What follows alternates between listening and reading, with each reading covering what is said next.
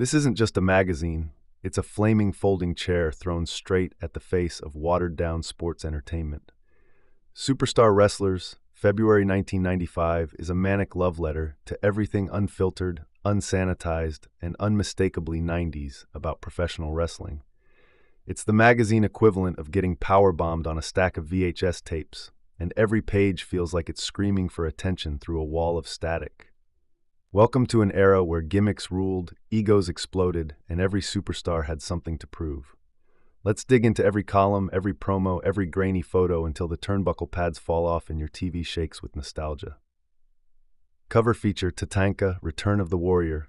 Tatanka dominates the cover, eyes fierce and painted, his body coiled with power.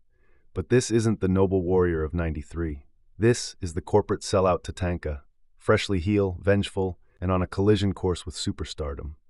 The multi-page spread goes in deep on his destruction of Jeff Jarrett. No mercy, no finesse, just pure brutality. Then it recaps his feud with Lex Luger, where Tatanka steals a win by technicality, stomping on Luger's pride. Photos show him towering above fallen opponents, and quotes from Tatanka drip with venom. This feature is a full reboot of his persona, a scalping not of enemies, but of his former image. The last line in bold print reads, "The warpath is corporate now." The Nasty Boys, can they be trusted? A deep dive into one of the WWF's rowdiest duos. The Nasty Boys are painted as lovable dirtbags, with no allegiance to anyone but themselves. The article speculates on locker room drama, shows footage from backstage shoving matches with other teams, and ends with an ominous quote from Brian Knobbs, "We don't play well with others, we don't even play well with each other." Honky Tonk Man hits, his sights are set on Hogan. The Honky Tonk Man unleashes a verbal assault on Hulk Hogan, claiming he was passed over in favor of bigger biceps and smaller brains. He challenges Hogan to a match any place, any time, and even threatens to smash a golden guitar over his head. A sidebar lists Honky's top 5 greatest hits, literally.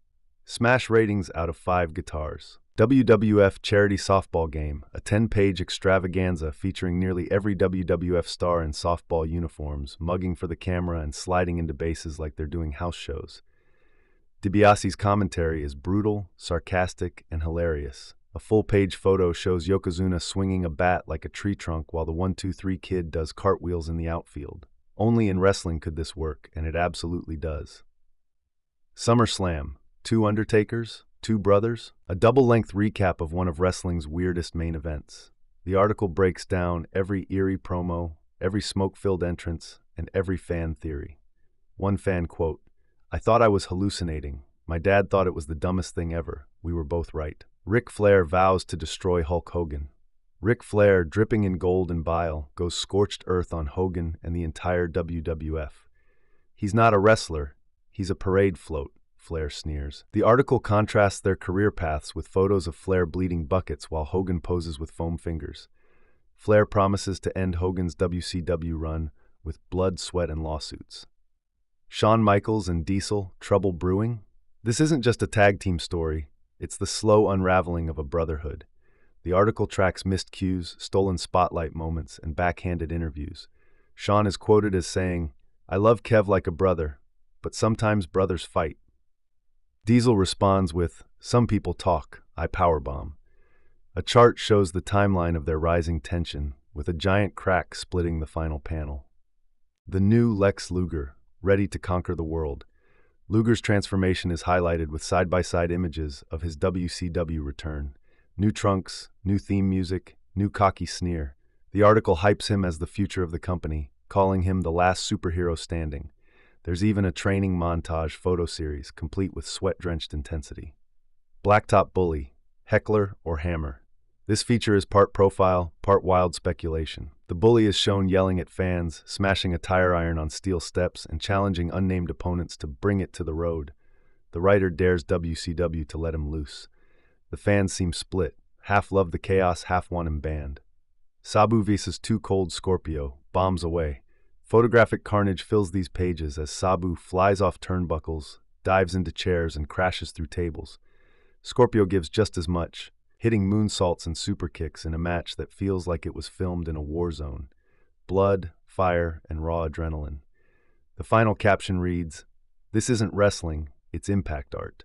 Clash of the Champions. Hulk injured by ambush. Hogan is shown clutching his legs, surrounded by medics and flanked by stunned WCW personnel. The crowd is stunned into silence. Moments earlier, Hulk had just cut a passionate promo promising to destroy Ric Flair and bring honor to the WCW World Championship.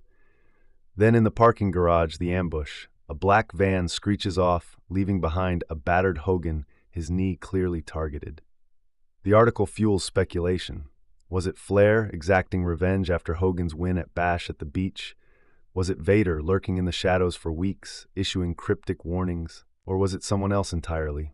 Perhaps Kevin Sullivan's Dungeon of Doom rearing its ugly supernatural head. Insider sources say security footage shows 3 masked men wearing all black, possibly hinting at an alliance greater than anyone expected.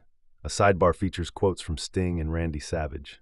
Sting says, "They picked the wrong icon to ambush. He'll come back swinging." Savage, never one to downplay a grudge, growls, "You want war? You got it. Dig it." The last panel of the article is a blood-red close-up of Hogan's grimace. Beneath it, the words, "This isn't over. This is just the beginning." Fan art gallery features crayon masterpieces of Sting, Razor Ramon, and The Undertaker. One drawing depicts Diesel with a machine gun for an arm. Another fan suggests a dream match between Doink and Vader inside a haunted house. It's chaotic, it's earnest, and it's glorious. This issue of Superstar Wrestlers doesn't just document wrestling, it detonates it. From Tatanka's corporate heel turn to Sabu's air raids in ECW, from Honky's delusions of grandeur to Ric Flair's final war cry, this magazine is a roller coaster of fury, fantasy, and unforgettable character. It's wrestling at its loudest, wildest, and most gloriously unhinged. Welcome to 1995. Lace up your boots because every page is a body slam.